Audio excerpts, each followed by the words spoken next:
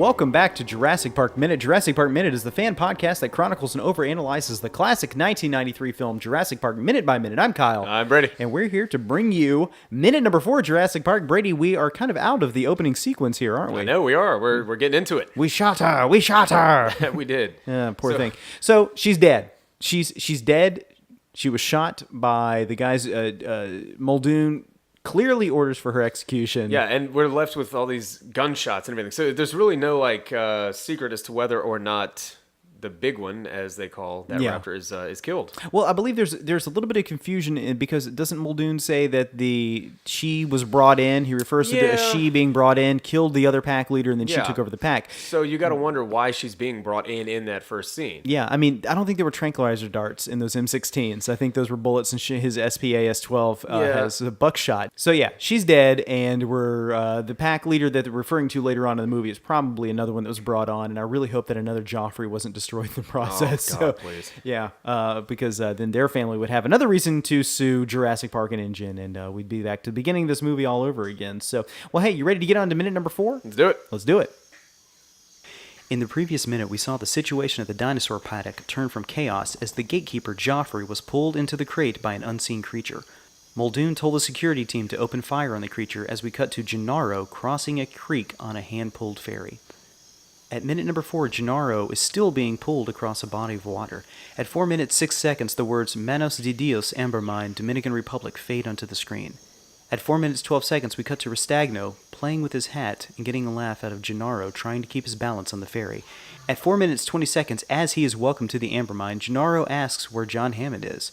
Restagno tells him that Hammond is with his daughter because she is going through a divorce. Gennaro says that they are facing a multi-million-dollar lawsuit from the death of Joffrey.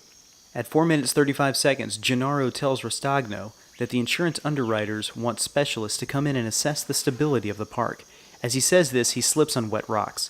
Restagno helps him up. At 4 minutes 51 seconds, Gennaro tells Restagno that he has promised the insurance company that they will do a very thorough on-site inspection. At 4 minutes 55 seconds, Restagno tells Gennaro that Hammond hates inspections and that they only slow things down. And thus ends minute number 4 of Jurassic Park.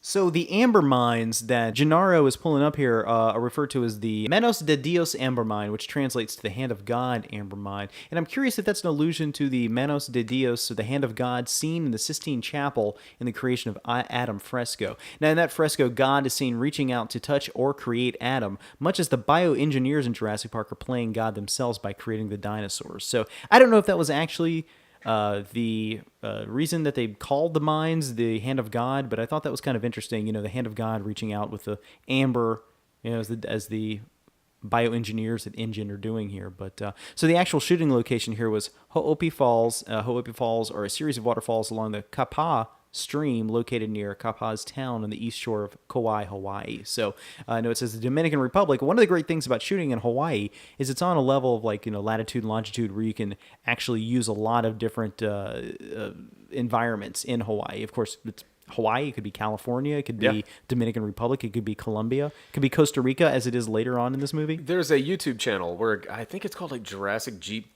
Tours or Jurassic Park Jeep, something like that, where this guy will actually go to some of the filming locations of this movie and just kind of go and explore them and everything. And this is one of the ones that he went and filmed. It's really cool. Yeah. And he actually goes to the spot where they built the visitor center and everything and shows that.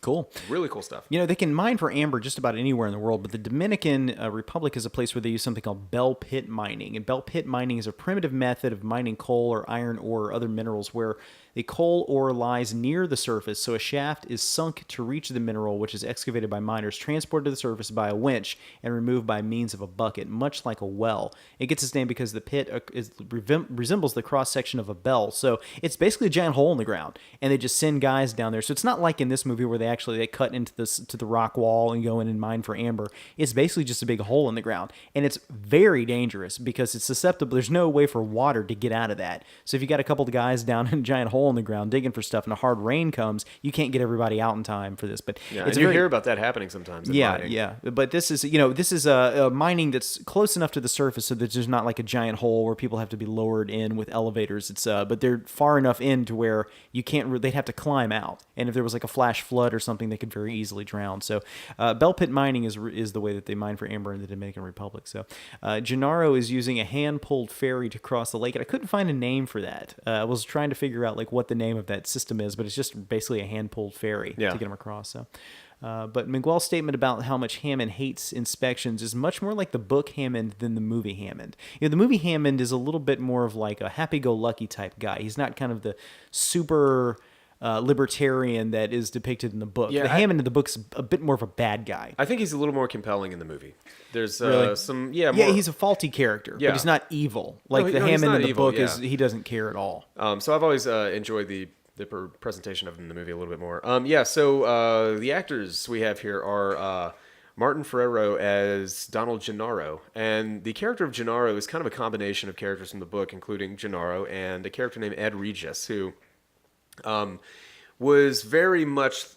He's in the book, and he's very much like Gennaro that we get in the movie. He's actually on the tour with the kids in their car later, and he's the one who gets out of the car and runs off, as Gennaro does in the movie, and ends up getting killed. And he actually reprised the role of Gennaro. Martin Ferrero actually reprised the role of Gennaro in a College Humor sketch a couple of years ago, which was really funny. Let's see. So Martin Ferrero appeared in Jurassic Park. He was also in Heat, Get Shorty, and Gods and Monsters.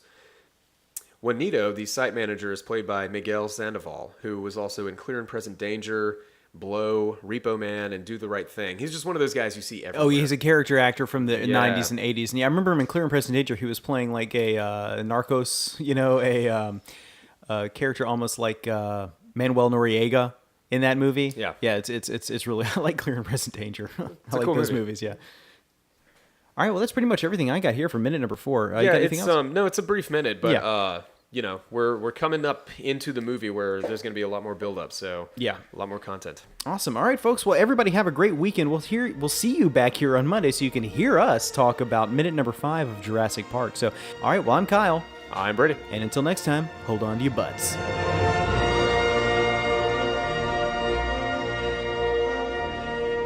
Jurassic Park Minute is a fan-supported podcast. If you like the podcast, then leave us a review on iTunes.